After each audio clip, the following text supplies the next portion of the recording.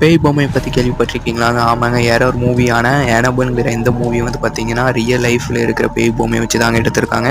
ரத்தடாங்கிற இந்த பொம்மையை வந்து 1970ஆம் ஆண்டு டோனல்ங்கிற நர்ஸுக்கு வந்து யாரோ சில கிஃப்ட் பண்ணியிருக்காங்கங்க. ஆனால் எப்போ இந்த பொம்மை அவங்க நர்ஸ் வீட்டுக்கு போச்சோ, அப்போலேருந்து இந்த பொம்மைக்கிட்டேருந்து வந்து பார்த்திங்கன்னா வித்தியாசமான நடவடிக்கை நடக்குதுங்க. அதாவது என்னென்னு பார்த்திங்கன்னா, தானாகவே இன்னொரு இடத்துக்கு போகிறது, ஒரு இடத்துலேருந்து இன்னொரு இடத்துக்கு போகுது, தலை திரும்பி அப்படி இருக்கிறது போன்ற மர்மமான விஷயங்கள் நடக்குதுங்க அந்த பொம்மையில்.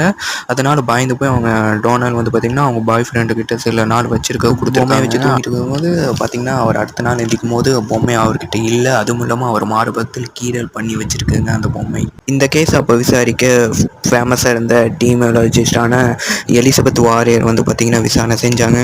இதை பற்றி அவங்க என்ன சொல்கிறாங்கன்னா, இது ஒரு சபிக்கப்பட்ட தீய சக்தியால் ஆக்கிரமிக்கப்பட்ட பொம்மை எனவும், இந்த இது ஒரு இடத்துல இன்னொரு இடத்துக்கு டெலிபோர்ட் ஆக முடியும்னு சொல்கிறாங்க.